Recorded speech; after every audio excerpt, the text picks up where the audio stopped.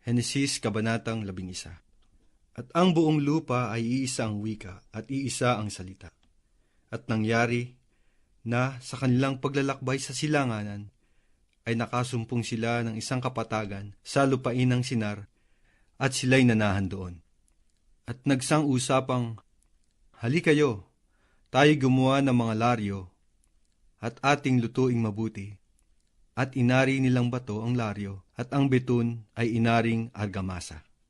At nagsipagsabi, halikayo, magtayo tayo ng isang bayan natin at ng isang muog na ang taluktok niyaon ay aabot hanggang sa langit.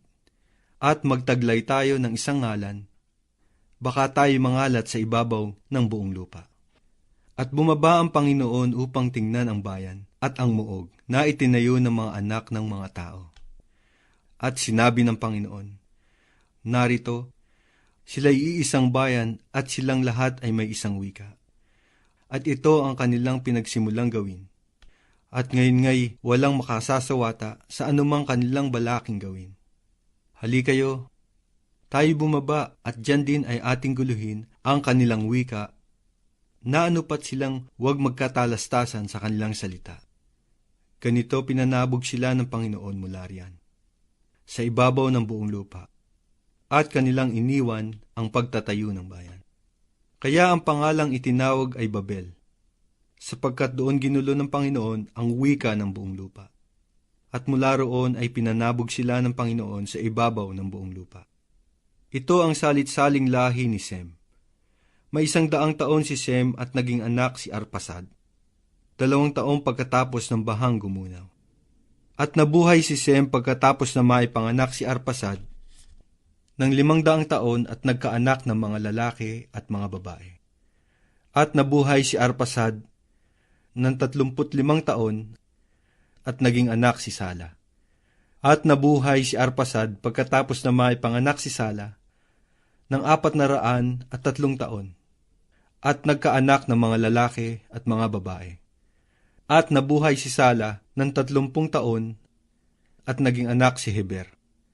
At nabuhay si Sala pagkatapos na maipanganak si Heber ng 403 taon at nagkaanak ng mga lalaki at mga babae. At nabuhay si Heber ng 34 na taon at naging anak si Peleg. At nabuhay si Heber pagkatapos na maipanganak si Peleg ng 430 taon at nagkaanak ng mga lalaki at mga babae. At nabuhay si Peleg ng 30 taon at naging anak si Ru. At nabuhay si Peleg pagkatapos na maipanganak si Ru ng 209 taon at nagkaanak ng mga lalaki at mga babae. At nabuhay si Ru ng 32 taon at naging anak si Serug. At nabuhay si Ru pagkatapos na maipanganak si Serug ng 207 taon at nagkaanak ng mga lalaki at mga babae. At nabuhay si Serug ng 30 taon at naging anak si Nakor. At nabuhay si Serug pagkatapos maipanganak si Nakor ng 200 taon at nagkaanak ng mga lalaki at mga babae. At nabuhay si Nakor ng 29 taon at naging anak si Tare. At nabuhay si Nakor pagkatapos na maipanganak si Tare ng 119 taon at nagkaanak ng mga lalaki at mga babae. At nabuhay si Tare ng 70 taon at naging anak si Abram, si Nakor at si Haran. Ito ang mga lahi ni Tare. Naging anak ni Tare si Abram, si Nakor at si Haran. At naging anak ni Haran si Lot.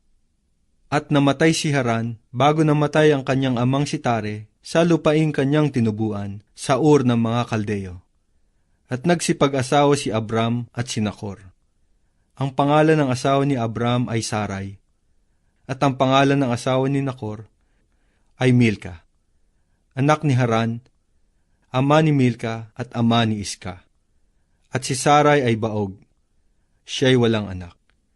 At ipinagsama ni Tare si Abram na kanyang anak, at si Lot na anak ni Haran, na anak ng kanyang anak, at si Sarai na kanyang manugang, asawa ni Abram sa kanyang anak. at sama-samang nagsialis sa Ur ng mga Kaldeo upang magsipasok sa lupain ng Kanaan. At nagsidating sila sa Haran at nagsitahan doon. At ang mga naging araw ni Tare ay 205 taon at namatay si Tare sa Haran.